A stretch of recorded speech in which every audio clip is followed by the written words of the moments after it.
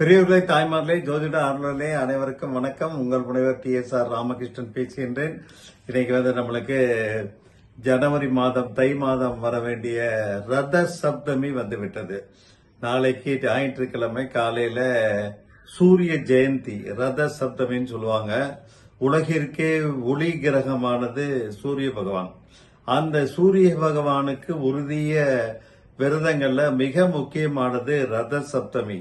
அமாவாசைக்கு பின்னாலே 7ஆம் நாள் பௌர்ணமிக்கு பிறகு வரும் 7ஆம் நாளும் சப்தமின்னு சொல்லுவாங்க.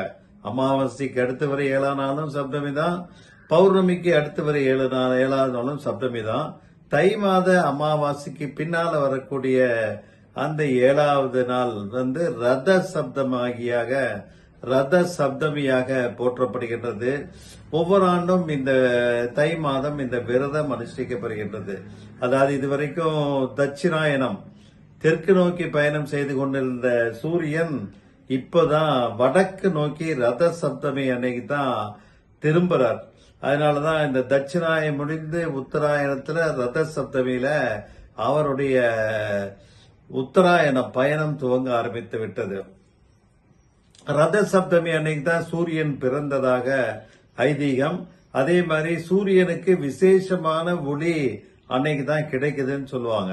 ஆகையினால சூரிய வழிபாடு அன்னைக்கு செய்வது மிகவும் சிறந்தது. சூரியன் உதயமாகக்கூடிய நேரத்துல யாரெல்லாம் குளித்து பணிகளுக்கு தயாராகி ரெடியாகி இருக்கின்றார்களோ அவர்கள் ஏழையாக இருக்க மாட்டார்கள். அதே மாதிரி நல்ல அறிவாளியாகவும் திகழ்வாருங்கிறது சாஸ்திரங்கள் கூறுகின்றது. அதனால இந்த ரத சப்தமி எப்படி கொண்டாடுறோம் அப்படின்னா, சூரிய உதய நேரத்துல நம்ம எழுந்து உங்க ஊர்லயோ அருகிலோ ஆறோ குளமோ ஏரியோ இருந்தா அங்க போய் நீராடுவது சிறந்தது. இல்லாதவர்கள் வீட்டுல அவரவர்கள் இல்லத்துல அந்த சூரிய ஒளி படக்கூடிய அந்த முற்றத்திலாவது நம்ம பக்கெட்டில் அண்டால தண்ணி வச்சு குளிக்கிறது நல்ல சிறந்தது. எல்லாம் நம்ம பாத்ரூம்ல உள்ள கதவெல்லாம் தாளை போட்டுட்டு இது பண்ணோம்னாலும் ரத சப்தமி அன்னைக்கு சூரிய வெளிச்சத்து எண்ணெயில நம்ம குளிப்பது நல்ல சிறந்தது. அதே மாதிரி குளிக்கும் போது 7 எருக்கம் இலைகளை ஒன்றன் பின்னாக ஒன்றாக அடுக்கி அது மேல கொஞ்சம் மஞ்சள் வச்சு அரிசி வச்சு அதை அப்படியே உச்சந்தலையில வச்சு குளத்துல இல்ல ஏரியில இல்ல ஆத்துல நீராடுறவங்க அப்படியே மூழ்கி எந்திரிக்கலாம். அந்த மாதிரி பண்றது நல்ல சிறந்த இது. அதே மாதிரி நம்ம பாத்தீங்க அப்படின்னா இந்த ரத சப்தமி இன்னைக்கு காலையில மட்டும்தான் நம்மளுக்கு ரொம்ப விசேஷமானது. அதனால வீட்டுல நீராடுறவங்க நீங்க வெளியில முற்றம் சூரிய ஒளி படக்கூடிய இடத்துல, பழைய காலத்துல தொட்டில் கட்டு வீடுன்னு சொல்லுவாங்க, முற்றம் இருக்கும். அந்த மாதிரி இடத்துல சூரிய ஒளிச்சம் இல்லைன்னா புலக்கடைன்னு இருக்கும், பெரிய மாட்டுத் தொழுவம் இந்த மாதிரிலாம் வச்சிருந்தாங்க. இப்ப எல்லாம் இடப்பற்றாக்குறை, எல்லாம் பிளாட் சிஸ்டத்துக்கு போயிட்டோம். அதனால முற்றத்துல அல்லது நம்ம வென்டிலேட்டர் ஓபன் பண்ணி அந்த சூரிய ஒளி அந்த பாத்ரூம்ல வர்ற மாதிரி வச்சுட்டு குளிப்பது நல்ல பலனை தரும். சூரியனுக்கு அன்னைக்கு குளிச்சுட்டு சூரிய நமஸ்காரம் பண்ணிட்டு சர்க்கரை பொங்கல் நைவேத்தியம் பண்ணி படைக்க வேண்டும். அப்புறம் அந்த சர்க்கரை பொங்கலை சாமி கும்பிட்டுட்டு எல்லாருக்கும் விநியோகிப்பது நல்ல பலனை தரும். தியானம் செய்யறது, யோகா பழக்கம் துவக்குவது இதெல்லாம் இந்த நாள்ல பண்ணோம்னாக சிறப்பாக நடைபெறும். இந்த நாள்ல செய்யக்கூடிய தர்மத்திற்கு பல மடங்கு புண்ணியம் கிடைக்கும் சொல்லுவாங்க. ஜோதிட ரீதியாக சூரியன் பிதிர்காரகன் சொல்லுவாரு. பிதிர்லோகத்துக்கு அதிபதியும் இவர்தான். நாம் செய்யும் தர்ப்பண பலனை முன்னோர்களிடம் ஒப்படைப்பவரும் இவர்தான். ஆத்ம காரணமாகவும் விளங்குகின்றார். அதனால இவரை வணங்குபவர்கள் உடல் ஆரோக்கியமும் மன ஆரோக்கியமும் பெறுவார்கள். பெண்கள் இந்த விரதத்தை அனுஷ்டித்தால் நல்ல குணம் கிட்டும். உத்தியோகாரகனான வருமானகாரகனும் சூரியனே தான். ஒருக்கு சூரியன் ஆட்சியிலேயோ அல்லது உச்சத்திலோ, ஆட்சினா சிம்மராசியில் இருக்கணும், உச்சம்னா மேஷராசியில் இருக்கணும்.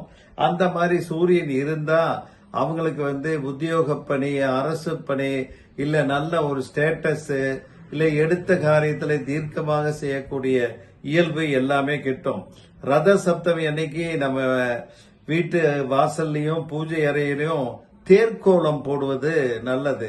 இந்த தேர்க்கோலத்தினை வீட்டு வாசல்ல போட்டுவிட்டு அதன் வடமாக ஒரு கோட்டினை தெருவரிலே நீளும்படியும் வரைவார்கள். ஏன்னா நாராயணனுடைய அம்சமே சூரியன் என்பதனாலும் நம்ம தை 1 பொங்கலே சூரிய நாராயண பொங்கலாக வைக்கக்கூடிய சம்பிரதாயம் என்பதாலும் சூரிய பிரபையனுடைய அருள் ரத சப்தமி அன்னைக்கு நல்லா கிட்டும். 7 குதிரைகள் பூட்டிய இதுபோல சூரியன் 7 மலைகளின் மீது கோயில் கொண்டிருப்பதால் திருமலை திருப்பதியில ரத சப்தமி கோலாகலமாக கொண்டாடுவாங்க. வழக்கமாக திருப்பாதிரி புலியூர் பாடலீஸ்வரர் கோவில்ல சுவாமிக்கு சிறப்பு அபிஷேக ஆராதனைகள் தீர்த்தவாரிகள்லாம் செய்வாங்க. இந்த ஒரு நாள்ல மட்டும் காலையில 4:30 11:30க்குள்ள 7 வாகனங்கள்ல பவனி வருகின்றார் திருவேங்கடமுடியான். 12 மணிக்கு இங்குள்ள புஷ்கரணியில தீர்த்தவாரியில நீராடி அவரு இதுக்கு திரும்புவார். அதனாலதான் இதை காப்பதற்கு காண கண்கோடி வேணுப்பாங்க. ஸ்ரீரங்கம் கோவிலையும் 7 பிரகாரங்கள் கொண்டது. இந்த தலத்திலும் ரத சப்தமி உற்சவம் சிறப்பாக நடைபெறும். ரத சப்தமி அன்னைக்கு சூரியனை வழிபடும் போது சூரியனை நோக்கி ஓம் நமோ ஆதித்யாய நமக, ஆயுள் ஆரோக்கியம் புத்திர் பலம் தேகிமே சதா அப்படின்னு சொல்லி வணங்க வேண்டும். மகாபாரத யுத்தத்துல பீஷ்மர் வீழ்ந்து விட்டார். ஆனால் புண்ணியங்கள் நிறைந்த உத்தராயண காலத்தில் இறந்தால்தான் புண்ணியம்னு தட்சிணாயனத்திலேயே அவர் இறந்த அர்ஜுனன் அம்பால் வீழ்ந்தாலும் அவர் அம்பு படுக்கையிலேயே அப்படியே உயிரை போக்காமல் காத்து கொண்டிருந்தார். நம்ம என்னைக்கு இறக்க போறோம் அவர் என்னைக்கு இறக்கணும்னு நினைக்கிறாரோ அன்னைக்கு தான் அவருக்கு இறப்பு சேரும்பது அப்படி ஒரு வரத்தை பீஷ்மர் பெற்றிருக்கார். ஆனா அவர் செய்த பாவங்கள் அவரை தடுத்து கொண்டே இருந்தன. முக்கியமா சபையில பாஞ்சாலி துகில் உரியும்பு அதை தடுக்காமல் பார்த்து கொண்டே இருந்தார்.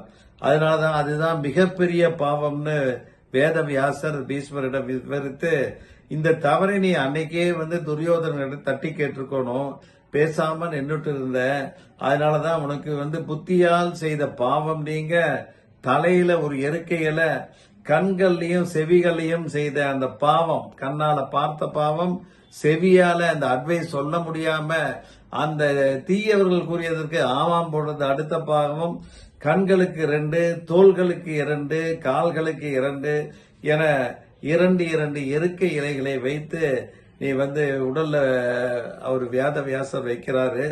அந்த அம்பு படுக்கைக்கு மேல அந்த எருக்க இலையை அப்படி வச்சு, எருக்க இலைக்கு அர்க்கம்னு சொல்லுவாங்க, அந்த அர்க்க இலைகளை வைத்து சூரிய உதயத்தின் போது சரியாக அந்த ரத சப்தமி அன்னைக்கு அவர் உயிர் பிரிந்தது.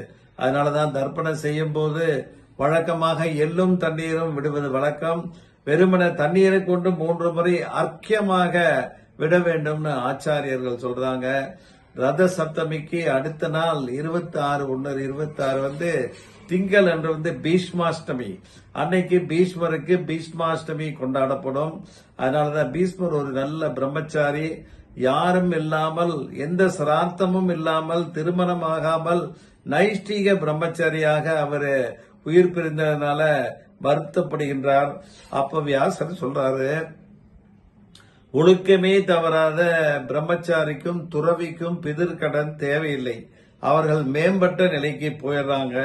அதனால இந்த பாரத தேசமே உனக்கு ரத சப்தமி அன்னைக்கு நீர்க்கடன் அளிக்கும். அதனாலதான் அன்னைக்கு அர்க்கியம் நம்ம ஆத்துலயோ குளத்திலேயோ இல்ல தீர்த்தவால நீரான்னா 3 தடவை 2 கையாலையும் தண்ணீரை எடுத்து மேலே விட்டு அர்க்கியம் பண்ணணும்னு சொல்லுவாங்க. சூரிய தேவாய நமக, நமச்சிவாய நமக, பாடலீஸ்வராய நமக, பரமேஸ்வராய நமக, சூர்யாய நமக அப்படின்னு சூரியனை நாம் அன்னைக்கு நல்ல முறையில வேண்டிக் கொண்டு ரத சப்தமி அன்னைக்கு எந்த காரியத்தை துவக்கினாலும் அந்த காரியம் வெற்றி அடையும். அதே மாதிரி இன்னைக்கு இந்த ரத சப்தமி சூரியனுக்கு உகந்த ஞாயிற்றுக்கிழமை அன்னைக்கு வருகின்றது. ஆகவே ரத சப்தமி அன்னைக்கு 7 எருக்கைகளை வாங்கி எடுத்துட்டு தலையில 1, 2 கண்ணு மேல 2, தோல் மேல 2, கால் மேல 2 அந்த மாதிரி வைத்து குளித்து போது நமக்கு எல்லா வகையிலும் பீஷ்வர் மூலமாக அந்த வேத வியாசர் அருளிய புண்ணியங்கள் சூரியன் வாயிலாக நமக்கு வந்து சேரும். அனைவரும் சூரியனை வழிபட்டு தினசரி சூரிய நமஸ்காரம் செய்து ரத சப்தமியில சூரியனுக்கு பொங்கல் இட்டு எல்லா வளமும் நலமும் பெற வேண்டும் என்று கேட்டுக்கொண்டு நிறைவு செய்கின்றேன். நன்றி, வணக்கம்.